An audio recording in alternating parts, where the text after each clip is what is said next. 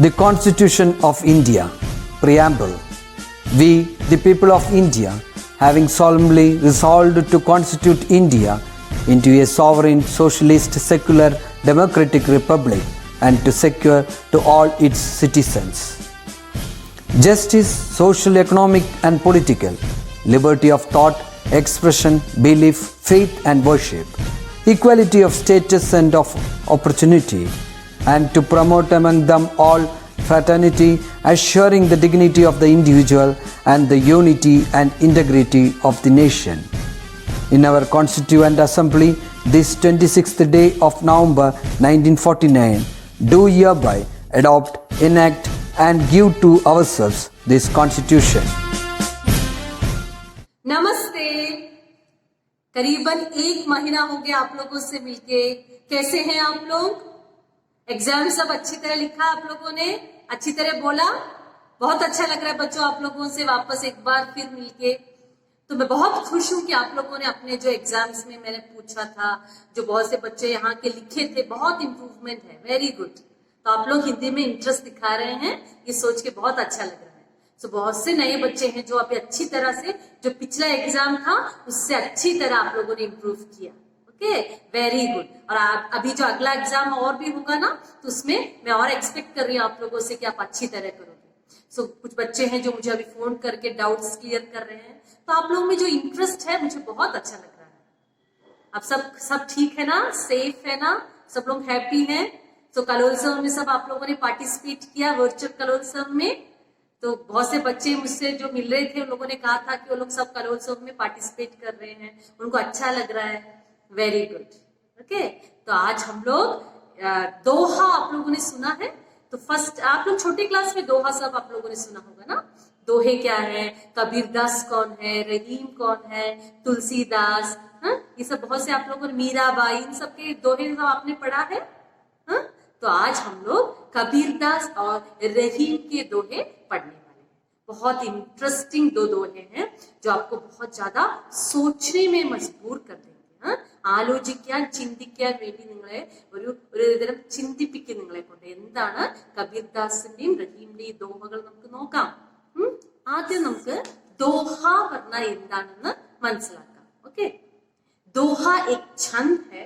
दोहे के पहले और तीसरे चरण में 13 मात्राएं होती हैं, 13 मात्राएं, तथा दूसरे और चौथे में 11 मात्राएं।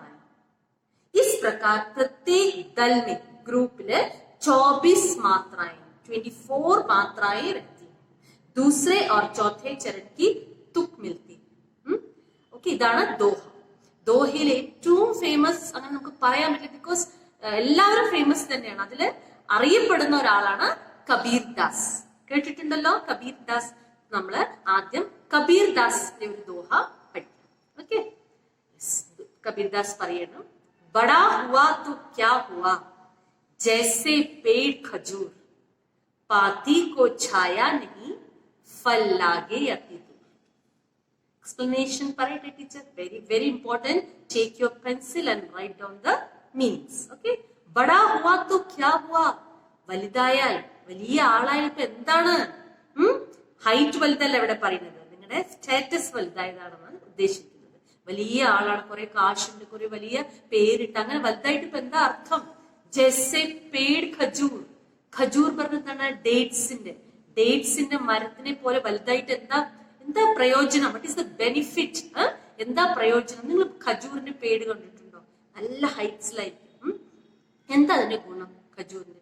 ഫ്രൂട്ട്സ് എല്ലാം ഉണ്ട്, നിങ്ങൾ ഫ്രൂട്ട്സ് എല്ലാം കിട്ടും, പക്ഷെ നമുക്ക് പറിച്ചിട്ട് കഴിക്കാൻ പറ്റും. ഇപ്പൊ വിശക്കുന്നു, പറിച്ച് കഴിക്കാൻ പറ്റും? ഇല്ലല്ലോ, നല്ല ഹൈറ്റ്സിലായിരിക്കില്ലേ? അതേപോലെ അതിന്റെ ഇലകൾ നിങ്ങൾ കണ്ടിട്ടുണ്ടോ? എങ്ങനെയായിരിക്കും? മുള്ളു പോലെ ആയിരിക്കും, സാധാരണ മരത്തിന്റെ പോലെ ആയിരിക്കില്ല. അപ്പൊ നമുക്ക് തണല് വേണമെങ്കിൽ അതിനടുത്ത് ഇരിക്കാൻ പറ്റുമോ? ഉണ്ടോ? ഇല്ലല്ലോ. അപ്പൊ അത് ഇതിൽ പറയുന്നത് ബടാ ഹുവാ तो क्या हुआ, വലുതായാൽ എന്താണ് കാര്യം? ജൈസെ പേട് ഖജൂർ, ഖജൂറിന്റെ മരം പോലെ വലുതായിട്ട് എന്താ പ്രയോജനം? പാത്തി കോ ഛായ നഹി. വട്ട് ഈസ് പാത്തി? ഈ വഴിപോക്കൻ, ഇവിടെ എവിടെയും നമ്മളിപ്പോ യാത്രയെല്ലാം ചെയ്യണം. ഇപ്പോഴെല്ലാം എല്ലാവരും വണ്ടികളിലെ യാത്ര ചെയ്യണം. പണ്ടെല്ലാം നടന്നു പോണ ആൾക്കാരുണ്ടാകില്ലേ? അപ്പോ വഴിയോരെ പോണ ആൾക്കാർക്കും നടന്നു പോണ ആൾക്കാർക്കും ഛായ നഹി, ഛായ മീൻസ് എന്താണ്, ഷെയ്ഡില്ല. മരത്തിന്റെ താഴെ അവർ നിറയെ നടക്കുമ്പോ നന്നായി വേർക്കുമ്പോ മരത്തിന്റെ താഴെ പോയി നിൽക്കാറുണ്ട്. അപ്പൊ ഇവിടെ മരത്തിന്റെ താഴെ നിൽക്കാൻ പറ്റുമോ? ബിക്കോസ് ഷെയ്ഡില്ല.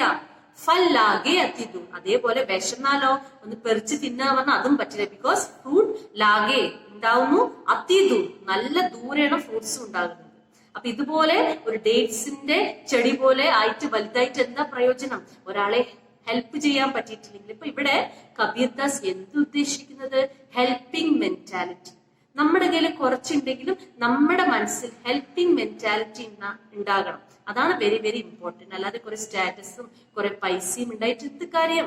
ഖജൂറിന്റെ മരം പോലെ വലുതായിട്ട് എന്ത് കാര്യം? ഒരു പ്രയോജനം ഇല്ലാതെ എന്ത് കാര്യം? കുറെ കാശ് കയ്യിൽ വെച്ചിട്ട് ഒരാളെ ഹെൽപ്പ് ചെയ്യാനുള്ള ഒരു മനസ്സില്ല, ഒന്നും ഒരു ദയയില്ല, സ്നേഹമില്ല, അങ്ങനെ ഒരു ഫീലിങ്സ് ഇല്ലാത്ത ഒരാൾക്ക് കുറെ കാശ് ഉണ്ടായിട്ട് എന്താ കാര്യം എന്ന് അവിടെ കബീർദാസ് പറയും. सबको समझ में आ गया? यस. तो आप लोग जो मीनिंग्स है आप लोग फाइल में उसको मलयालम में लिखो. ओके, एक एक दोहा का जो मीनिंग्स है मलयालम में लिखो और हिंदी में लिखो. ओके, मैं आपको भेज दूंगी एक का आंसर भी. I will send you, but now you right in your file your own words. നോക്കാലോ നിങ്ങൾ എത്ര പേർക്ക് എഴുതാൻ പറ്റുന്നു. യെസ്. നെക്സ്റ്റ് വൺ റഹീം के दोहे. ओके, വായിക്കട്ടെ.